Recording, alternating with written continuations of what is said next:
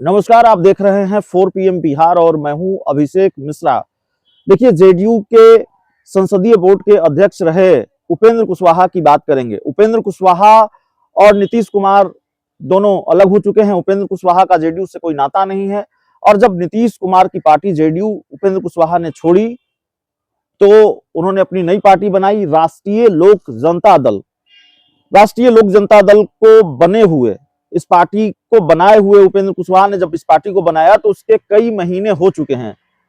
लेकिन क्या आपको पता है, क्या किसी को पता है कि उपेंद्र कुशवाहा की पार्टी राष्ट्रीय लोक जनता दल का चुनाव चिन्ह क्या है?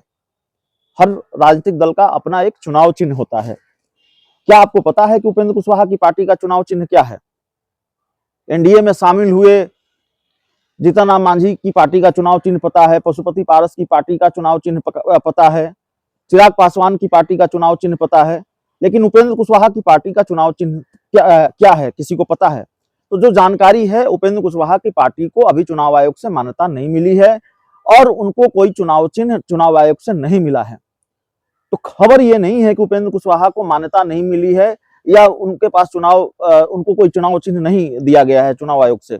इससे ज्यादा बड़ी खबर यह है कि चुनाव आयोग से अगर कोई सिंबल उपेंद्र कुशवाहा को नहीं मिला है और उपेंद्र कुशवाहा के पास अपना कोई सिंबल नहीं है, तो फिर अगर उपेंद्र कुशवाहा को भारतीय जनता पार्टी सीटें दे भी देती है सीट बंटवारे में, तो वो किस सिंबल पर चुनाव लड़ेंगे?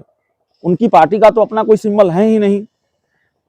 अगर एक से ज्यादा उनको सीटें मिली तो अपने उम्मीदवारों को वो किस सिंबल पर चुनाव लड़ाएंगे?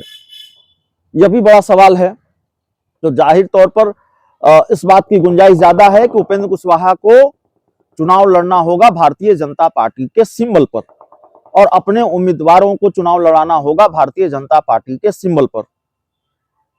तो सवाल यह भी है कि जो भारतीय जनता पार्टी ये कहती है कि क्षेत्रीय दलों को समाप्त होना होगा, उनका अस्तित्व समाप्त हो जाएगा, वो भारतीय जनता पार्टी आगे चल के उपेंद्र कुशवाहा के साथ मुकेश सहनी वाला खेला कर सकती है, क्योंकि मुकेश सहनी के साथ कमोबेश स्थिति ऐसी ही थी। मुकेश सहनी के पास सिंबल तो था, उम्मीदवार नहीं थे। भारतीय जनता पार्टी ने अपने उम्मीदवार दिए थे 2020 के विधानसभा चुनाव में मुकेश सहनी को, और फिर आखिरकार बीजेपी ने मुकेश सहनी के साथ खेला कर दिया। बीजेपी के लिए मुकेश सहनी के विधायकों को तोड़ना इसलिए आसान था क्योंकि मुकेश सहनी की पार्टी के जो विधायक थे उनकी पृष्ठभूमि बीजेपी की थी और बीजेपी ने एक दिन ये खेल कर दिया, मुकेश सहनी की पार्टी के 3 विधायकों को तोड़ लिया। तो क्या इसी चक्रव्यूह में उपेंद्र कुशवाहा भी फंसते नजर आ रहे हैं?